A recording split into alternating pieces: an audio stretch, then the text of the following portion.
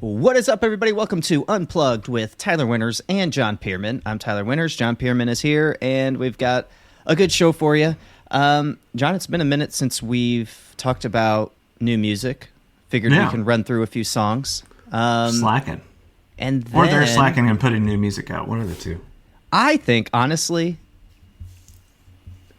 the music that has been released as of late has not been exciting. Maybe a few have trickled in that were worthy of being talked about or whatever. But, I feel like actually this week was a great week for the scene and new music and all that. We're not going to talk about all the songs that were released, but we're going to talk about a few. We'll be here all day. We'll be here all day. Yes. So if you need a break from the NCAA tournament, just come back to us. We'll be talking. But also, I saw a post on Reddit, and I thought we would discuss it and kind of go through some of the comments and kind of react to these comments. But basically, somebody posted, the title was Slightly Controversial Takes You're Embarrassed to Normally Admit. Now, I think everybody's got those, but we're going to run through some of other people's thoughts and provide our takes on those. But before we get into all of that, I want to give a huge shout out to our current monthly supporters. Your support means the world to us and does not go unnoticed, and it really does go a long way in keeping this thing going. Guys, if you're interested in supporting the show for as little as $3 a month, which is less than the cost of your morning coffee, you can help us continue creating great scene-related content without the need for us to rely on ads, which can distract you from your listening experience. Plus, it's a vote of confidence that we're on the right track and creating the content that you love. So if this sounds like something you'd be interested in doing, please click the support the show link in the show notes. And if you can't contribute financially, no worries. Leaving a 5-star review on Apple Podcasts and Spotify is a fantastic way to show your support. And please feel free to share these episodes with the people that you think will love the show. And also, we have a newsletter. Don't forget, if you want to stay updated on all of the latest scene news and music releases, sign up for the Unplugged weekly newsletter. We gather all of the essentials for you, making it a one-click source for scene updates. And the best part, it's entirely free. So head over to unplugged.allpunkedup.com to start staying informed and consider signing up. We've included a link in the show notes for your convenience. So with that out of the way, let's get into the show. So let's go ahead, John, and let's just get into the new music reviews. We'll start with one that I know that is probably your favorite. Hot Mulligan. They released a new song called Stickers of Brian. Interesting name. I'm sure it has some sort of meaning that we don't know. But right. And I really didn't listen to the lyrics. I listened to the song a lot. I was very impressed with this one. I think I told you that the production value, for whatever reason, seems to stand out more so than any of their other previous tracks that I've heard. So I don't know. I really liked how this one sounded. I thought the music, everything just came together so nicely for a complete song. It might have been a little bit more layered than... Yeah. I think it didn't stand out too much production quality-wise from the last record, but I can hear what you're saying. Yeah, it just sounded like maybe a step up. I don't know. And that's not to knock any of their previous stuff, but it just sounded better. Something as was the band crisper. gets bigger, they're going to have more money to spend. So True. And they are making some noise. Studio. They're definitely one of the favorites in the scene. But they did add a permanent bass player as well. I've been reading. So oh, really? Yeah. So they have I think his name's Jonah. I don't remember his last name. So he's officially in the group. From what I understand, yes. That's interesting because that's obviously taking money spot away from the rest of the band. So that's an interesting. Easier thing. dividing things in fifths.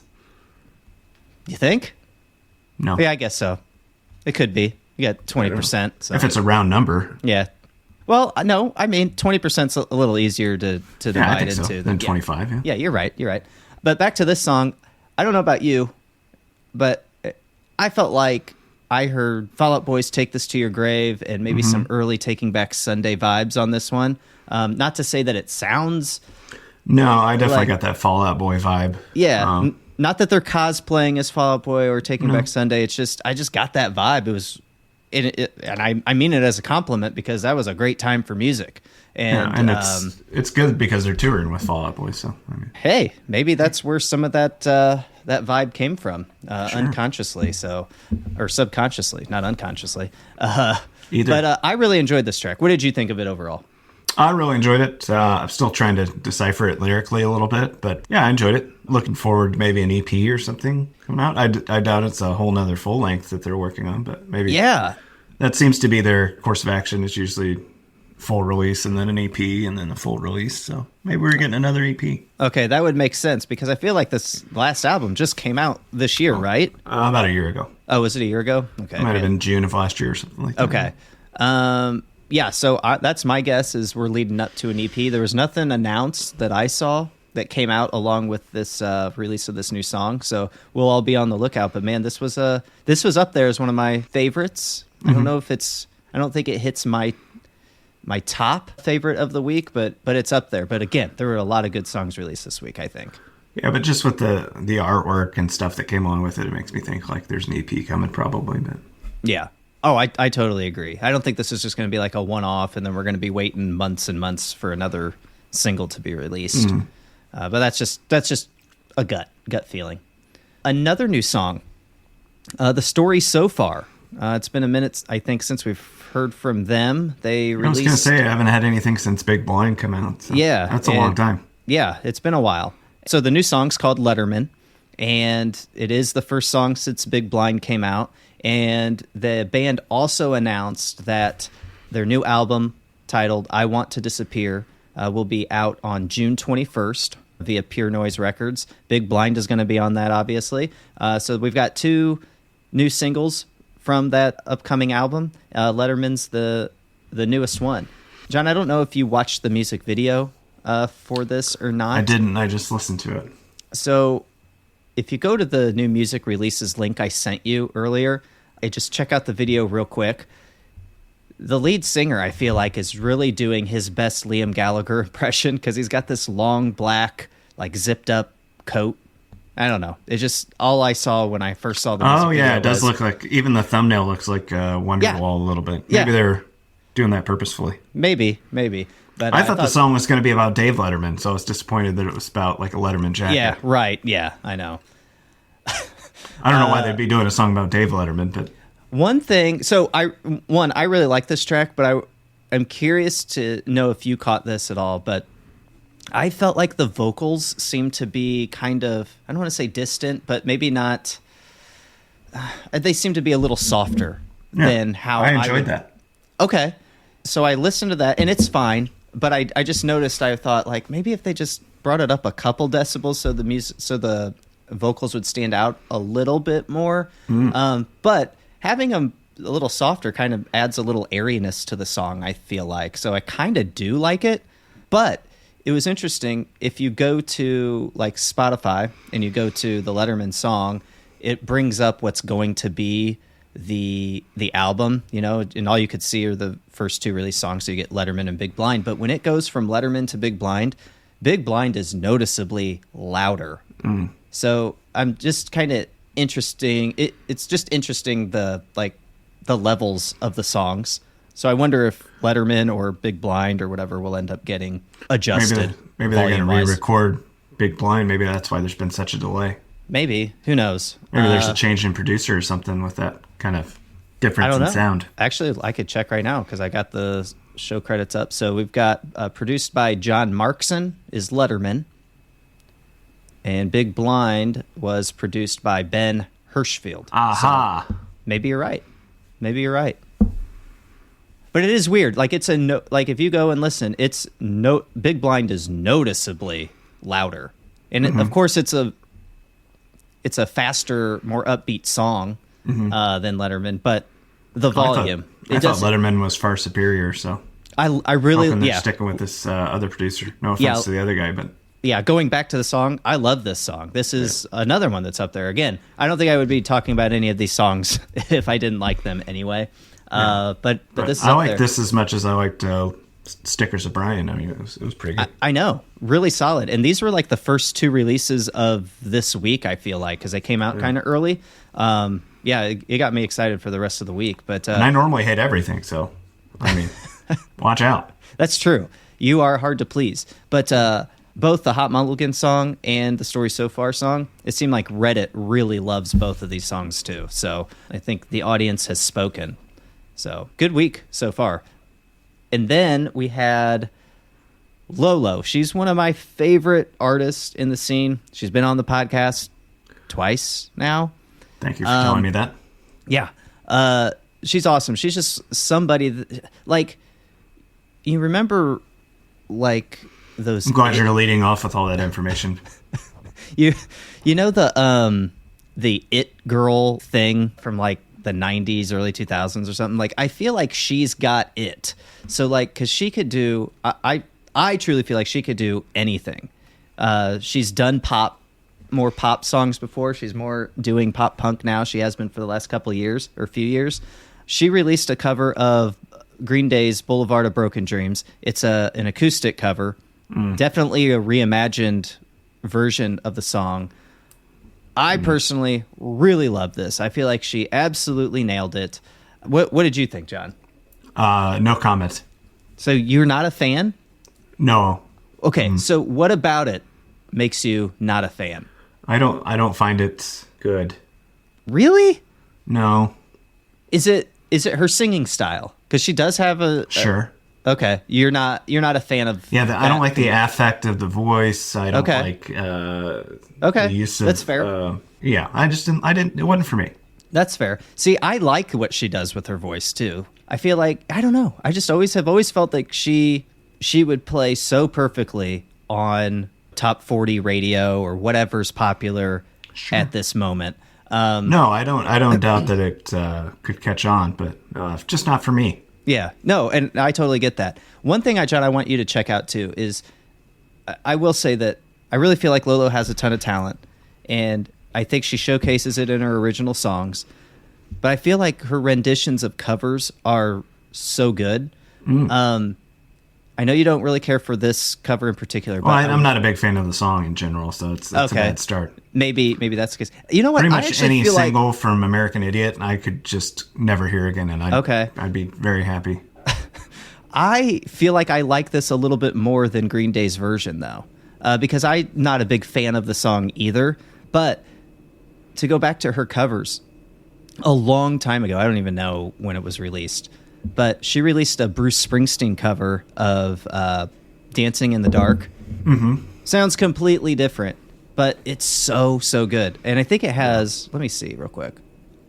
I think that's kind of what put her on the map. That's my guess. I don't know. Yeah, this one just sounded like an acoustic cover of Boulevard. Like it didn't. Yeah, it wasn't but it's adventurous enough for me. See, I thought it.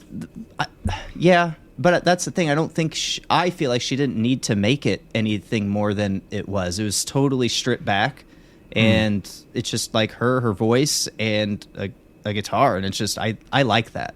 But the Dancing in the Dark song almost has 30 million streams on Spotify, so I think that one must have put her on the map or something, or started getting attention, because it is really, really good. I'd be curious to know what you think of that. Well, I love the original too much. Well, I think you'll like this one. I think one of this the one greatest stands... music videos of all time. Is it? I don't recall. You have Courtney Cox being pulled out of the audience and just doing a terrible kind of Carlton-type dance. Really? On stage with Bruce Springsteen, yeah. But she was really trying to dance? Or was yeah. it trying to be funny? It was a concerted effort. Oh, boy. You've never seen the music video for Dancing in the Dark? I may have. I just don't remember it. Yeah, she's wearing like a Mets shirt or something, and she's doing like that Carlton kind of... Beautiful. Yeah. I'm going to have to look that up after this. Yeah. Not my favorite Bruce song either, to be honest. So. Really? I'm not really a huge Bruce Springsteen fan at all.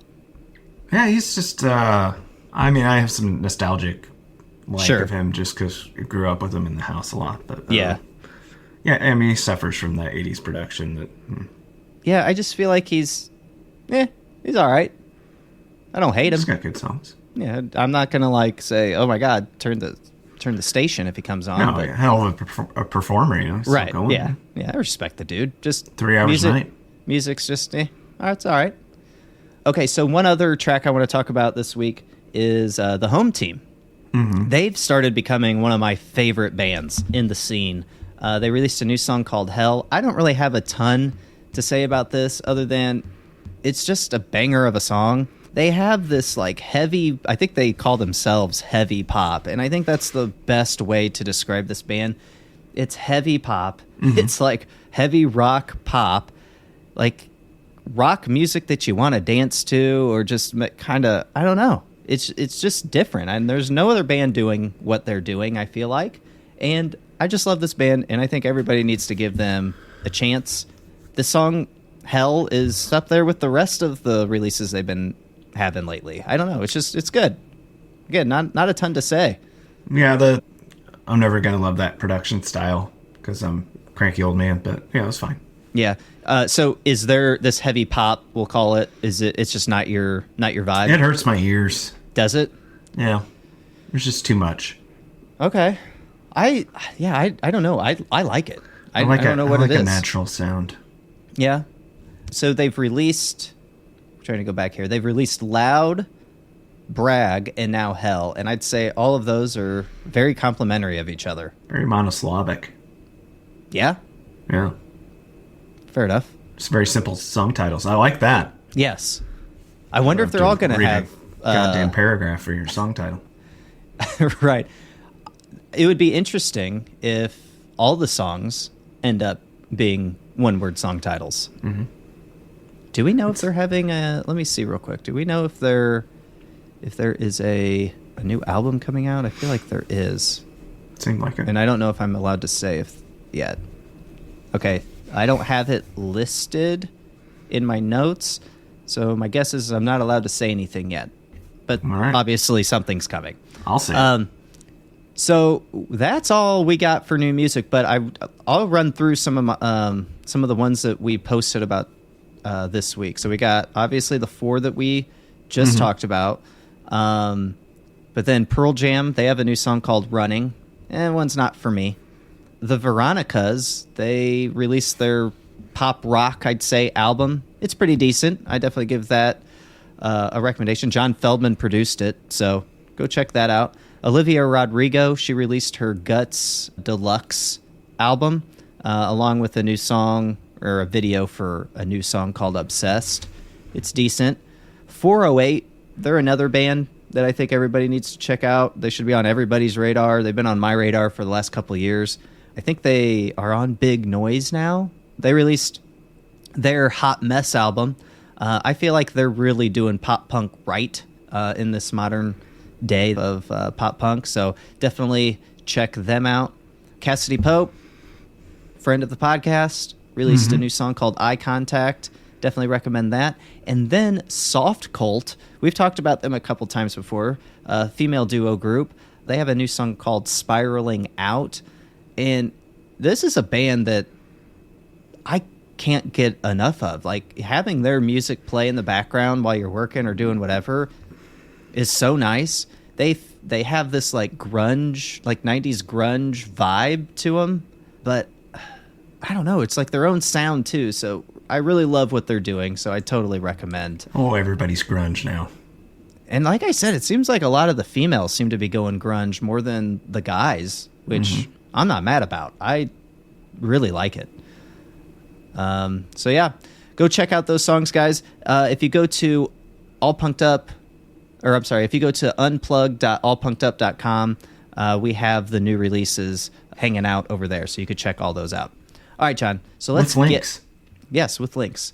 So, John, let's get to our main topic of the day, which is a Reddit post that I came across this week. And the title of this Reddit post was Slightly Controversial Takes You're Embarrassed to Normally Admit. So the body of this post reads, what are your slightly controversial takes? The hills you'll die on with friends, but also don't like admitting. I don't mean like Lost Prophets did nothing wrong or anything like that. Or any abuser. Yeah, any abuser defense not tolerated. No.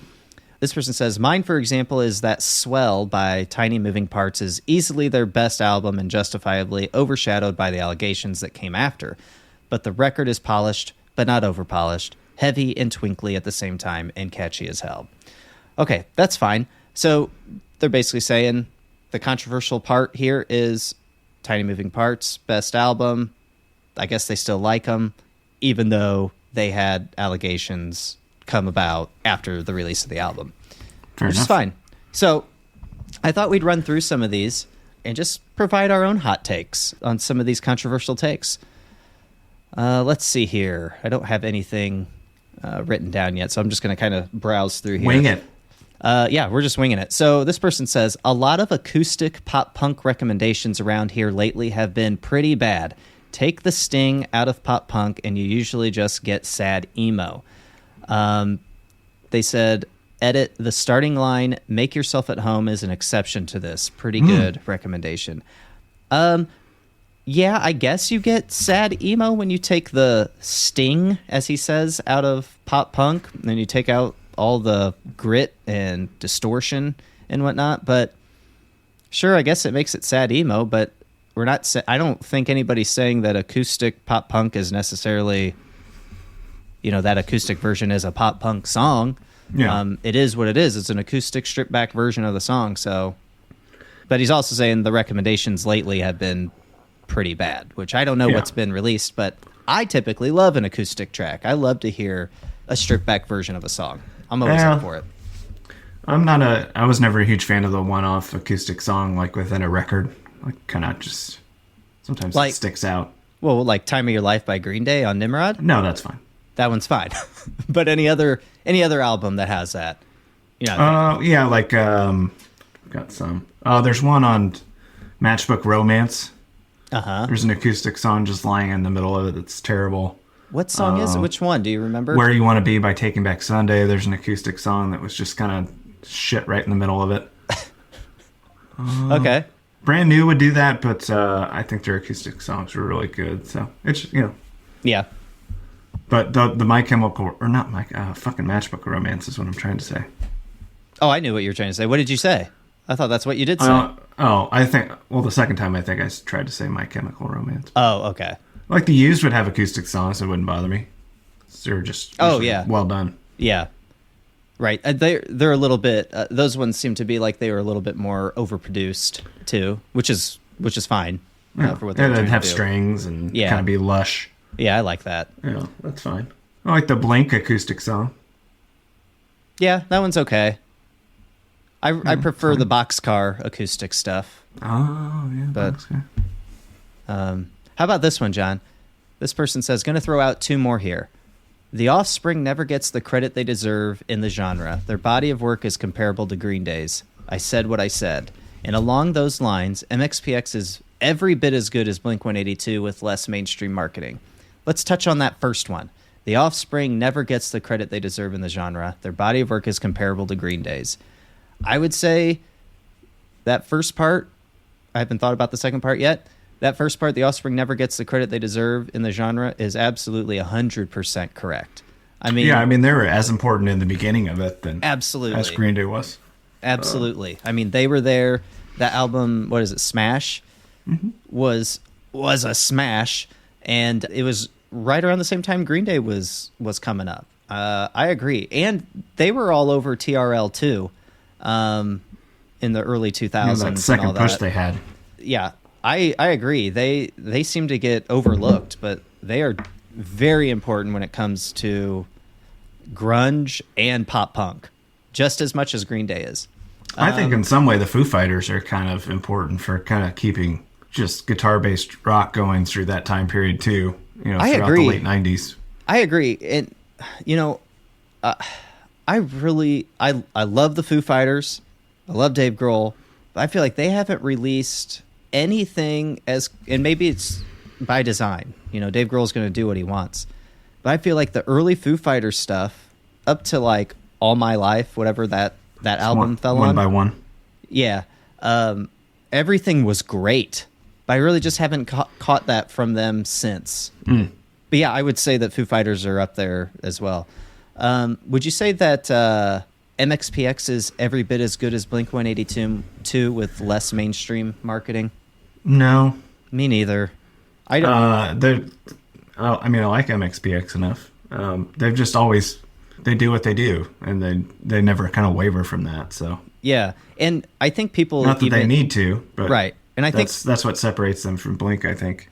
Yeah, I feel like you have to have some type of growth, and you have to have some type of move. Like I don't know. Like I don't think you could keep doing the same thing over and over and over again, and it'd still be exciting. I feel like Newfound kind of does that. Newfound is fine. I'd almost compare Newfound Glory to MXPX in a way because I don't feel like their styles have ever changed. Mm-hmm. And that's not necessarily a bad thing, but... No, I think that makes them more respected, like, within the punk world. Sure. Because, they are what they are, and they've continued being what they are. Yeah. But sometimes I feel like I want to hear a little something more. And I would actually say, now that I'm thinking about it, Newfound, at least sometimes they get a little heavier with their songs, like heavier guitar sounds and whatnot. But yeah, I don't know. I can't agree with the MXPX is every bit as good as Blink-182 with less mainstream marketing. That is completely false. Not even close. I mean, musically, I'm sure they're equally talented. Less Travis, but yeah, MXPX to me has never been an exciting band. I don't know, and I don't know if it's like the vocals or what it is, but it's just kind of blah to me. It's kind of like Alkaline Trio is for me, I think. All right, next, let's see what else we got here. Someone says the All American Rejects peaked with their first album, and this is coming from someone who was a diehard fan until at least 2010. So I think that's someone with like Move Along on it. That's fine. No, I think the second one had Move Along on it. Oh, did First one was Swing Swing, and that's right. Then no. The last song. They did not peak with their first album. How can that be true? What is peak? Commercially, Peaking? They might not have peaked, but he's saying like first quality. I remember because now that you say that, I did have the first album, Swing Swing. I like that song, but man, I think they got way better on that next album. So totally disagree. But again, I like that mainstream sound. So that band just makes me think I'm in a Hollister. So fair enough. I know everyone loves From Under the Cork Tree, but Take This to Your Grave is by far FOB's best album and the only one I enjoy listening to all the way through. I actually prefer the album after From Under the Cork Tree to From Under the Cork Tree, but really, whatever it's called, can't remember. Would you say that Take This to Your Grave though is the Fall Out Boy's best favorite album? Yeah, it's the first one. That's the thing for too. nostalgic reasons. There is something about that album though. I don't want to say it's vulnerable, but I mean it's just so young, at the time. Those guys are young when that comes out, and I mean, there's nothing else that sounds like that record. It's kind of got its own thing. Yeah, that's the thing too. Yeah, nobody's ever really sounded like Fall Out Boy. Fall Out Boy's people have has their own genre almost. Let's see. Yeah, the third one with the Jay-Z song to lead off is really cool. What's that one called? Oh, what is that one? Hold on. We'll look it up now since we're talking about it. It's going to bother me. Well, we'll have it here in a second. Tell me. So, Infinity on High? Yeah, that one, yeah. Thriller? That's not Thriller. The one with Thriller on it? Oh, that's. Yeah. I thought you were talking about Michael Jackson's Thriller. Oh, no. That has nothing to do with this, Tyler. Oh. Infinity on High. Oh, Thanks for the Memories are on that. Okay. Okay. Yeah, that's a good album. That lead track that's got the Jay-Z intro and outro. Okay, so fair enough. Here's one that I'm interested in your take on. Mess, I would say that was one of our favorite bands from back in the day. Mm-hmm. Can't listen to it now. Really? Yeah. All right. Mess album Wasting Time is a reference album for the genre of pop punk. Fight me. So does this mean that they think that this is pop punk? This album is like the lifeblood of pop punk? Is that the first? That Wasting Time's the first one, right? Wasting Time's the first Destination one. Unknowns. I would say Destination Unknown's more of a reference point. See, okay. And then, I don't know. When I think reference point for pop punk, like pop punk, it's like Good Charlotte's first record. Ooh, yeah. Oh, man. Yeah. Yeah, man, that brings back some memories it's like for nail sure. on the head. Yeah. And then, like Newfound Glory, self-titled.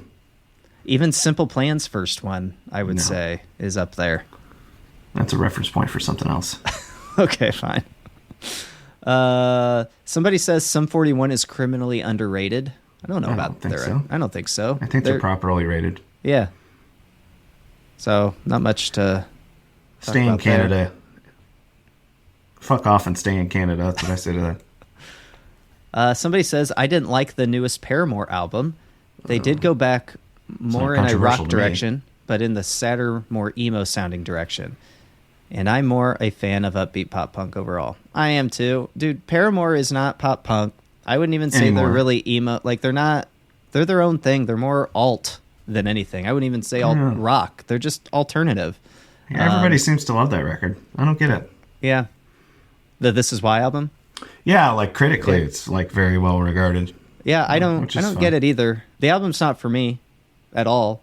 Band is super talented, I'll say that, but yeah, the music's not for me, and I don't get it. But I don't even think we should really even be putting Paramore in this pop punk, or I don't know. They don't really seem like they fit the scene that we talk about anymore, which is fine. Here anymore. That's what you're trying to say. I'm not saying that. But I just don't. They're a different band now, you know. Here, this is interesting. Panic at the Disco isn't a very important pillar of pop punk like they are framed out to be.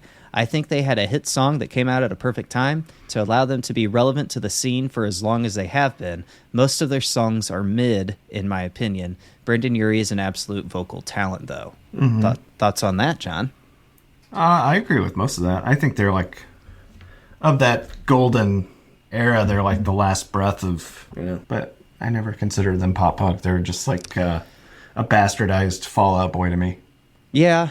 So my definition of pop punk has a lot of blending or like not crossover, but like when we talk about that era, emo and pop punk, they all kind of just... That's when I'm checking out from the genre, so it's I'm not the one to ask.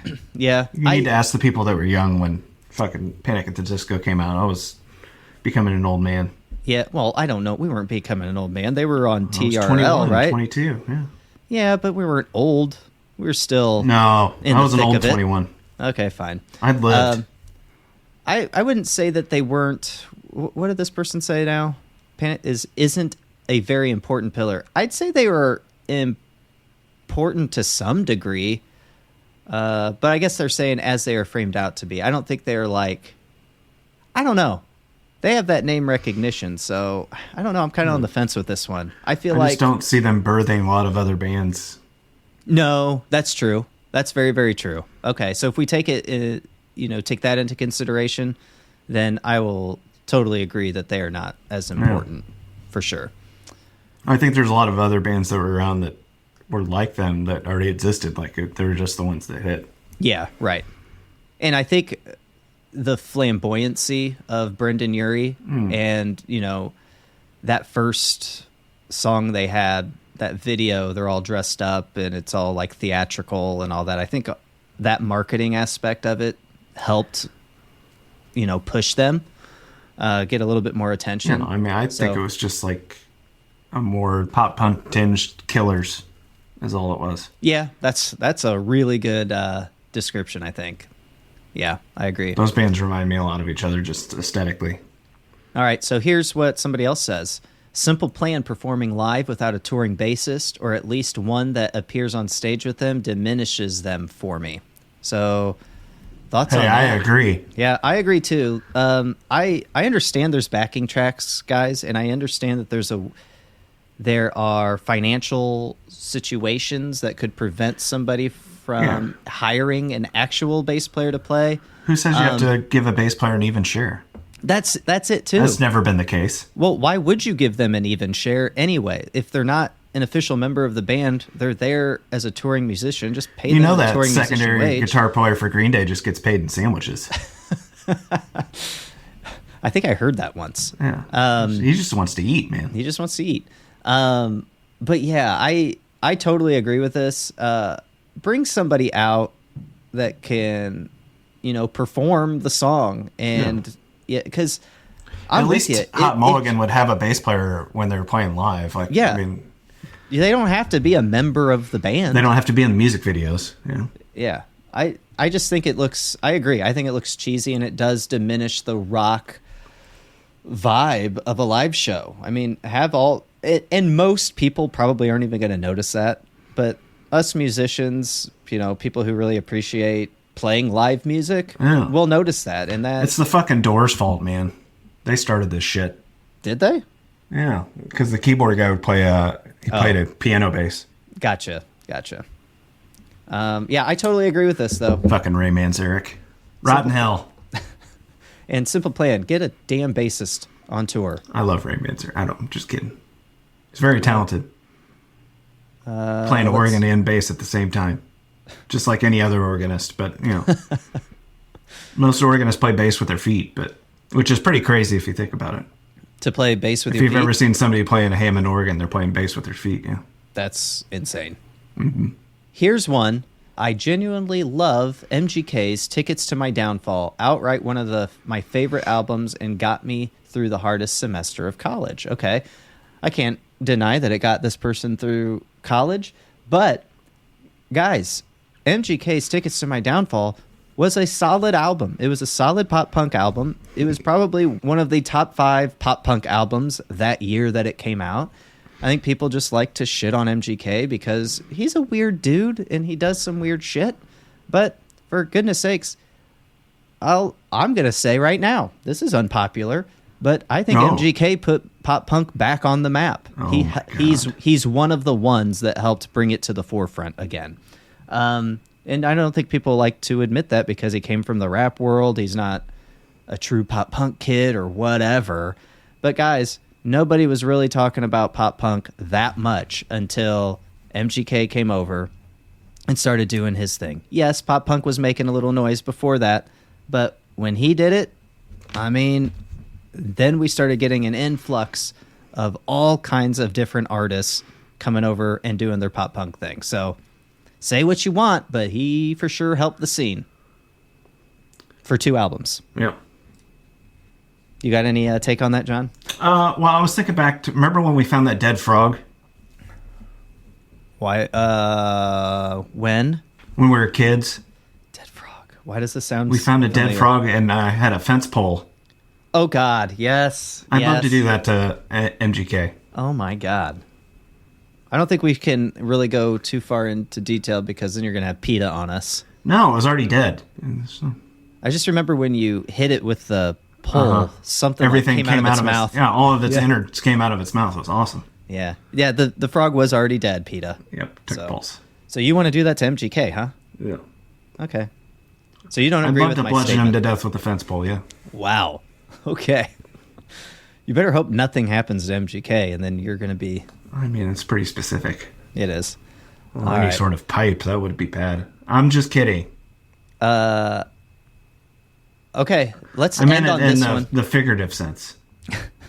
Let's end on this one because I'm on a time constraint here. But this person says the last Blink-182 album wasn't actually that good, and it relied on the nostalgia of having Tom Don't back read to my drive comments. it forward. It's an extremely average collection of songs. So John obviously agrees with this. It's my throwaway. Read it. So I think the Blink's latest album, is one of... It's hard to say it's one of their best, but it's up there as in like top 4, I'd say, albums. It was the best Blink album from that year. I think, yeah, there you go. I think it's the best Blink album that Blink could release. How about that? Sure. With Tom being back. Sure. I think, yeah, they did rely on the nostalgia factor, but at the same time, shouldn't they? It's kind of nostalgic for them, for those 3 themselves being back together. And I think that's kind of what... controversial when it's on the nose? Yeah, I remember you saying that. Like, all the stuff was too on the nose. But at the same time, were they making that album for us or were they making it for them? Maybe a little bit of both. I think maybe they played it safe, leaning into the nostalgia stuff. But I think it was the best album that Blink could possibly release at that time. There are some things I don't like about the album. It's not like a legacy tarnishing album or anything like that. No, it's just, not at all. But I think people wanted to love it. Yeah, I think so too. And I do want to say, I think this is a good segue into a future episode. So one of our supporters of the show suggested a show and this is from you, Tony. So thank you for supporting the show. And I just want to let you know that John and I are planning this show, but he wants us to rank the last 5 Travis Barker albums. So we're going to end up doing that. We'll see where we put this record. That he performed drums on. That he performed drums on. So I'm correct. sure he's done some production work and stuff like that. We're not going to talk about that. John and I are going to be working on that. I don't know when that's going to come out. I want to give myself ample time to listen to these 5 albums and really rank them and gather my thoughts and stuff. So as soon as we have that, we'll be putting that episode together. But yeah, John, I think this is a good place to stop because, well, I got to go. Okay. So, guys, that'll do it for this episode. So thanks so much for tuning in. If you're really digging our show, please consider helping us spread the word and leaving us a review on Apple Podcasts and or on Spotify. A 5-star review is always greatly appreciated. And please let us know what you like most about the show and what you'd like to hear more of. So with that, thanks again. Remember, spread love. Peace.